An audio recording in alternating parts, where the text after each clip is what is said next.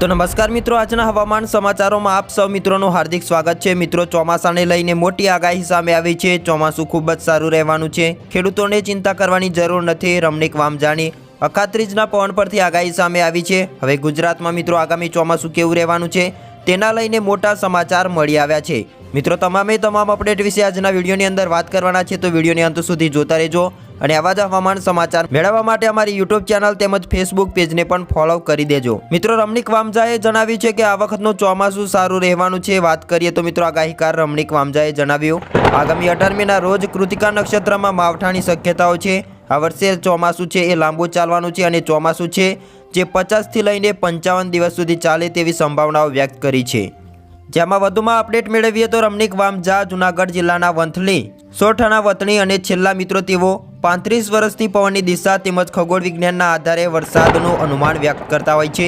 તેમણે આ વર્ષે અખાત્રીજના પવનના આધારે આગાહી કરી છે અને તેમણે જણાવ્યું છે કે આ વર્ષે અખાત્રીજના દિવસે પશ્ચિમ અને વાયવ્ય દિશાનો પવન છે ફૂંકાતો જોવા મળ્યો છે। તેમણે આકાશી વાદળોની સ્થિતિ જોતા સમગ્ર સૌરાષ્ટ્રમાં ખૂબ જ સારો વરસાદ રહેશે તેવી શક્યતાઓ વ્યક્ત કરી છે અને ખેડૂતોને ચિંતા કરવાની જરૂર નથી તેવું પણ જણાવ્યું છે।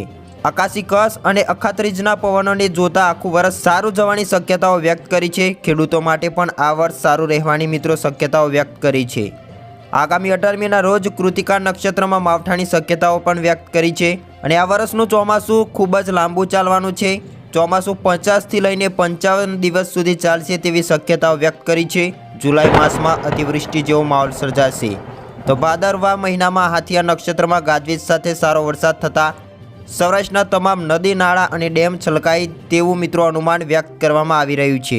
ખેડૂતો માટે ખેતીના પાક અંગે પણ આગાહી કરતા જણાવ્યું છે કે આ વર્ષે ખેડૂતો માટે મગફળી અને સોયાબીનનું વાવેતર ફાયદાકારક રહેશે, પરંતુ કપાસના પાકમાં પણ જીવત આવવાની શક્યતાઓ છે। નવરાત્રી દરમિયાન ચિત્ર નક્ષત્રમાં વરસાદ થવાથી પાકને નુકસાન થવાની મિત્રો ભીતિ તેમણે જણાવી છે। તો હવામાન વિભાગે પણ મિત્રો આગાહી વ્યક્ત કરી છે। 2026ના ચોમાસાને લઈને દક્ષિણ પશ્ચિમ ચોમાસા અંગે મિત્રો જાહેર કરાયેલા લાંબા ગાળાના પૂર્વાનુમાનમાં આ વખતે દેશભરમાં સામાન્ય કરતાં ઓછો વરસાદ થવાની સંભાવનાઓ વ્યક્ત કરી છે।